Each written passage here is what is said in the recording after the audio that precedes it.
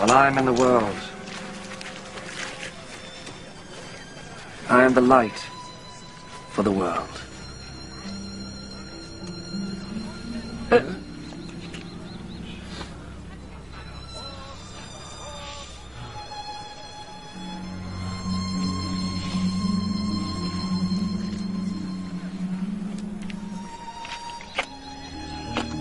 After he said this, Jesus spat on the ground and made some mud with the spittle.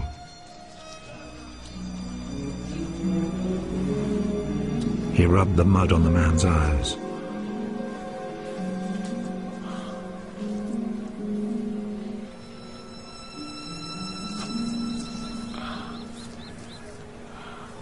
Go and wash your face in the pool of Siloam. This name means sent.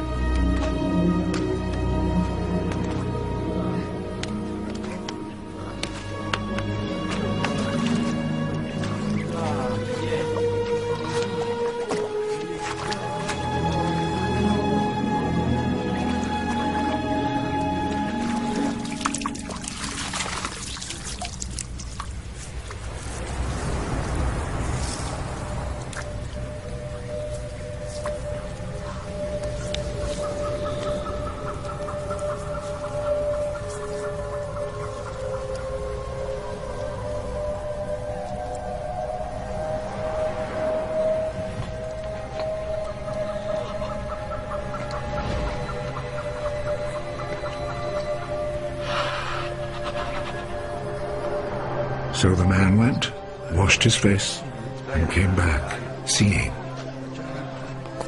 His neighbors then, and the people who had seen him begging before this, asked, "Isn't this the man who used to sit and beg?" He's the one. No, he isn't. He just looks like him. I am the man. How is it that you can now see? The man called Jesus made some mud, rubbed it on my eyes, and told me to go to Siloam and wash my face. So I went, and as soon as I washed, I could see. Where is he? I don't know. Then they took to the Pharisees the man who had been blind. The day that Jesus made the mud and cured him of his blindness was a Sabbath.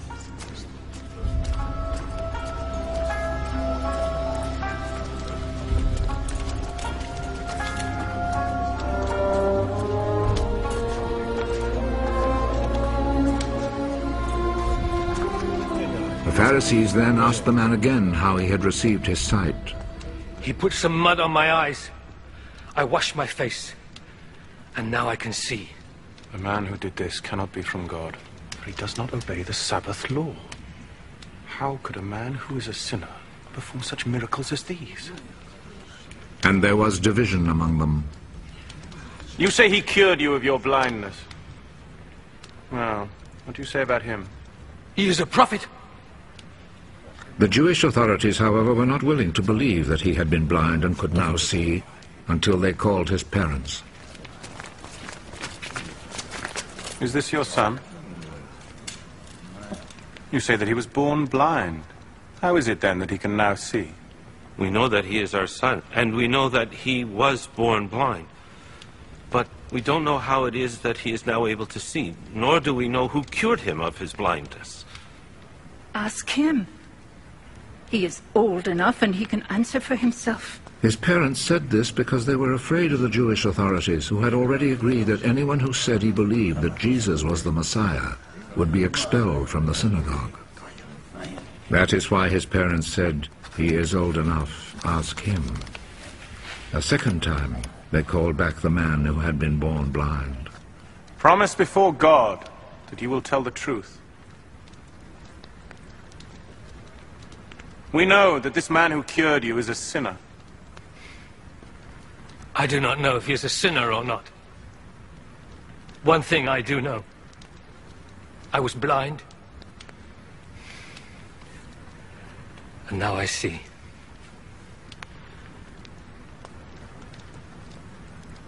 What did he do to you? How did he cure you of your blindness? I have already told you, and you would not listen. Why do you want to hear it again? Maybe you too would like to be his disciples. They insulted him and said, You are that fellow's disciple. But we are Moses' disciples. We know that God spoke to Moses. As for that fellow, however, we do not even know where he comes from. What a strange thing that is. You do not know where he comes from, but he cured me of my blindness. We know that God does not listen to sinners. He does listen to people who respect him and do what he wants them to do.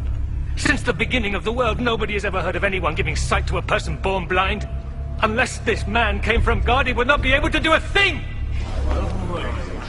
You were born and brought up in sin! And you are trying to teach us. and they expelled him from the synagogue.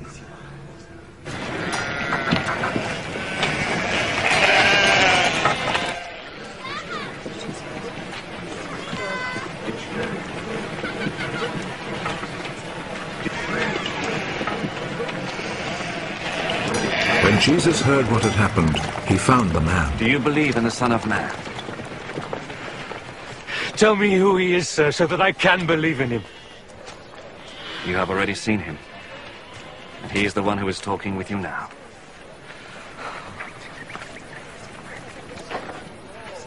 I believe, Lord. And he knelt down before Jesus. I came to this world to judge, so that the blind should see, and those who see should become blind. Some Pharisees who were there with him heard him say this and asked him, Surely you don't mean that we are blind too?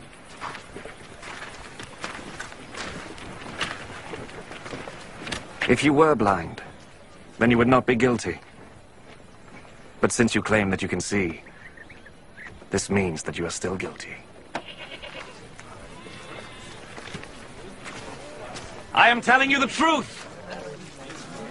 The man who does not enter the sheep pen by the gate, but climbs in some other way, is a thief and a robber.